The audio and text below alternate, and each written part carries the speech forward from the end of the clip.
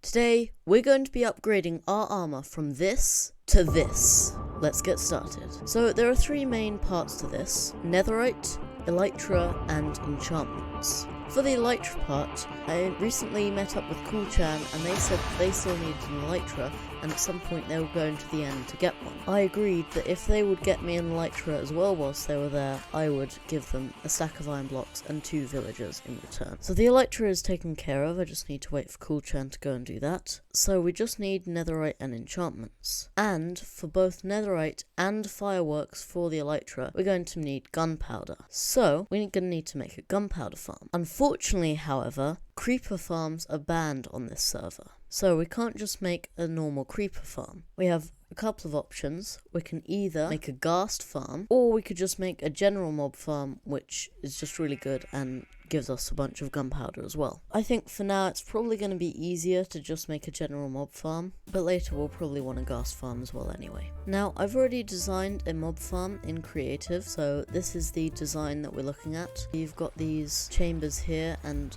wait, if we actually turn it on, then you can see that at any one point one of these will be flooded and the other one will be empty. And what I'll do is I'll just go down here, and then I have this mod which allows me to be down here but move my camera up here, and you can see here that mobs start to spawn, and then the trapdoors will open, flush the mobs down here, allowing more to spawn on this side, and then all of the mobs go down here into the chute, and then I can attack them with my sword and everything goes into the chest. So it's a pretty efficient mob farm. I tested it for a long time and it gives you about 700 gunpowder per hour. The only problem is, here's the material list. We need about 1,000 cobblestone slabs and 3,000 cobblestone. So we're going to need to make ourselves a cobblestone generator.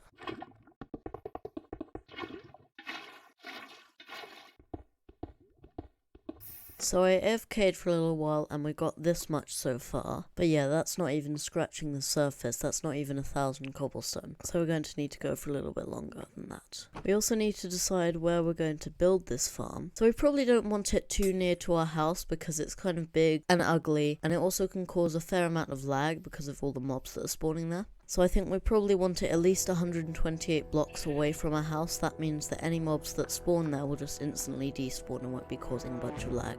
It also ideally would be somewhere where there's not so many caves and stuff like that, because they can also interfere a lot with the raids. An ocean is often a good place to put them because a lot of the caves around there are all flooded with water. Well, I don't see any ocean this way within reasonable distance, so I'm not sure that's a viable option. But I guess maybe we'll just do it over here then, because there doesn't seem to be a much better spot. Alright, and now we have a full double chest of cobblestone. This, by my calculations, will be more or less exactly enough to complete the farm. We're also actually going to need quite a bit of redstone, so let's go down into the mines to look for some. Oh look, we found some diamonds. Yay! Alright, I brought a bunch of materials over. We're still waiting on some more stone to smelt for the repeaters, but we have enough to go on for now. So without further ado, let's get building.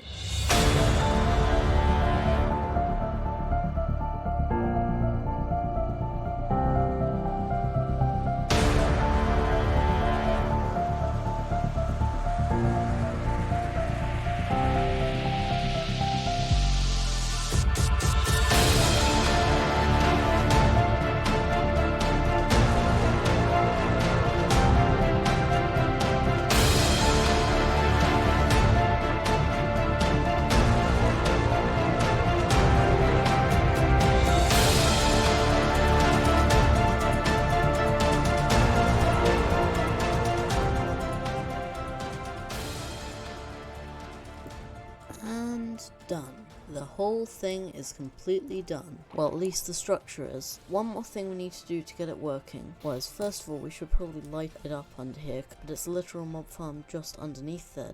We don't even need the rest of the building. But the last thing we need to do before we can get it working is we need a comparator for up there. So we'll just go into the nether and see if we can find any quartz. There's some, so we can mine it. Go back to the overworld. Oh. I've ended up in a different place now. There's another nether portal near here. But we can craft the comparator, place the comparator, and now we can turn the farm on, and it should start going on, and then off again.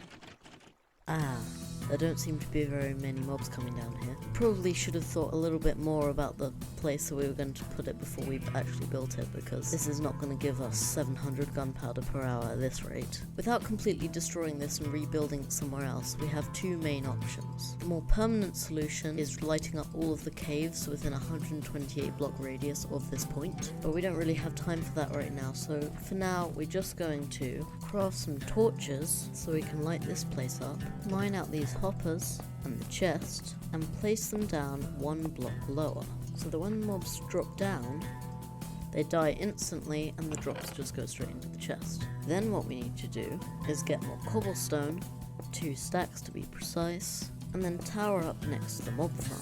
Just realised that I wasn't actually recording, but I just made this AFK platform and just went and checked that the farm is indeed working whilst we're up here. The way this works is that we're so high up that any mobs below the bottom of the farm just instantly despawn, meaning that there's space in the mob cap for the mobs to spawn in there. Then they get flushed down and we lowered the thing down there, so they die when they hit the ground and we don't need to be there to take them out. Alright, it's been about 15 minutes, let's see what we got. There are still some skeletons. Do skeletons have more health than zombies or something? We didn't get very much at all. Alright, let me figure this out and then I'll come back when I've got it done. Alright, so if I go into free cam mode and go all the way down here, just see here's a mob. So it's going along here, here's a zombie, look, and just disappears. It gets to here and disappears. Every single mob disappears as soon as it gets here, and I have no idea why. Alright, as you can see now, I got it working. Clearly it seemed like there was a smaller despawn radius on the server for some reason, so I just went lower down and now they're going down there. But for some reason they're not actually falling to their death now, so I'll probably lower it a couple of blocks to fix that. Alright, so I've been AFK for a little while, let's check on the progress of the farm. Just over a stack of each thing. It's definitely not the full rate, but it's good enough for now. Alright, it's now been a considerable amount of time and we have 8.5 stacks of gunpowder. That's definitely going to be enough to get us started with the netherite. Now we just need a lot of sand as well. I haven't seen any deserts nearby, so I guess we'll just have to get it from the bottom of the river like this. Alright, now we craft the TNT, about a stack and a half. So now let's buy another pickaxe from the toolsmith, because this one's almost broken. Go to the nether, go to a different biome, because netherrack is a lot less blast resistant than basalt, meaning that the TNT will be way more effective. Here we are, so let's dig down. Y13 is around the best place to get netherite, so let's dig a long tunnel. Alright, I think that's far enough for now, so let's place down some TNT. That's the end of the tunnel, so let's light it. And look, here's our first netherite. But let's finish the chain of TNT and then we'll go back and collect all the netherite. We can also plug up some of this lava and see if it's concealing anything. And so from about half a stack of TNT, we got 8 netherite. Let's continue. In total, we got 14 ancient debris, which is enough to make 3 pieces of netherite stuff. That's not quite enough for full netherite armor, so I'll need to come back. But for now, I've had enough of netherite mining, so let's do something else. Namely, we're going to get you, put you in a boat, ride you down here, and inside. We don't want him to be a toolsmith. Instead, we'll harvest some sugarcane, get some leather, craft paper, then books, a bookshelf, wooden slabs, and a lectern. If we give the lectern to you, then you become a librarian, and trade enchanted books. But obviously you don't want knockback, so we'll just break the lectern, place it down again, and see what you get now, knockback again, and so on until we get a good enchantment. I don't think we're going to be able to max out our armor today, but the 3 main enchantments I want is protection, mending, and unbreaking. Ooh, protection 3, that's really tempting, but I definitely want protection 4.